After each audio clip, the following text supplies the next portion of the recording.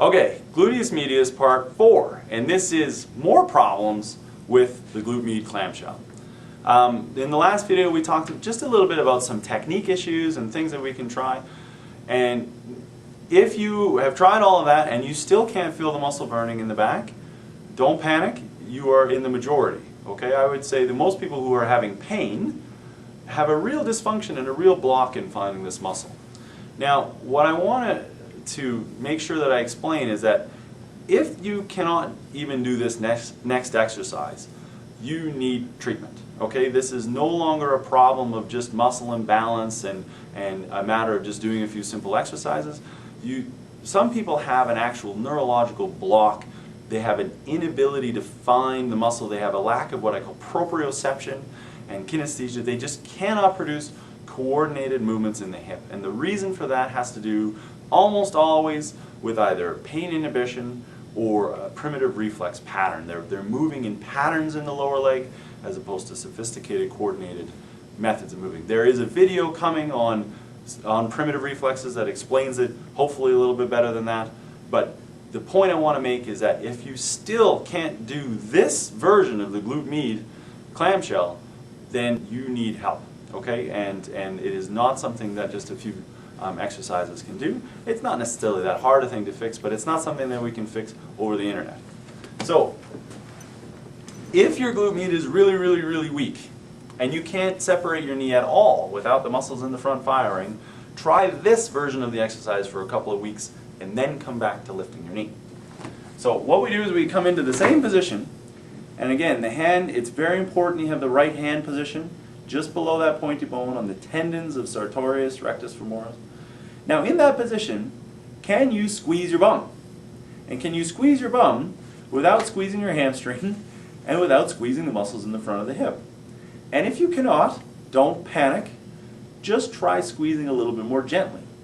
Because just take an example of squeezing your bicep. If you squeeze your bicep quite gently, there I get a nice isolated bicep. If I squeeze it as hard as I can, my pectoralis goes, my deltoid goes, my traps go, everything in the region goes. So it's called co-contraction, and it's a normal strategy when the forces get high.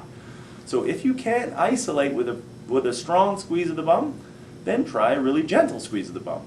And what you want to be able to feel is, I've kind of got my thumb back on my bum and my fingers in the front of the hip, is I can feel my bum firing. All right, I can feel it tensing up. I can feel kind of with my brain that I'm doing it, and I can feel with the skin against my clothing that it's firing, but I can also feel with my thumb that, yep, that muscle is firing nice and easily. Okay? As I do that and I turn it off and on and off and on, my hamstring isn't firing, my quadricep isn't firing, and most importantly, these muscles in the front aren't firing. So, if you can do that, what I want you to do is just to squeeze that muscle and hold it for 10 seconds. Okay? And squeeze it as hard as you can. Now, some people can squeeze it kind of 50% without cheating, but as soon as they get to 55%, the muscles in the front fire.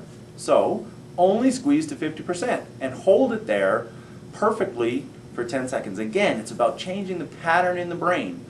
We can't even get to strengthening this muscle yet because the brain isn't very good at using it. We have to improve the brain's ability to contract this muscle first, and then we can get into lifting and strengthening and all that other thing.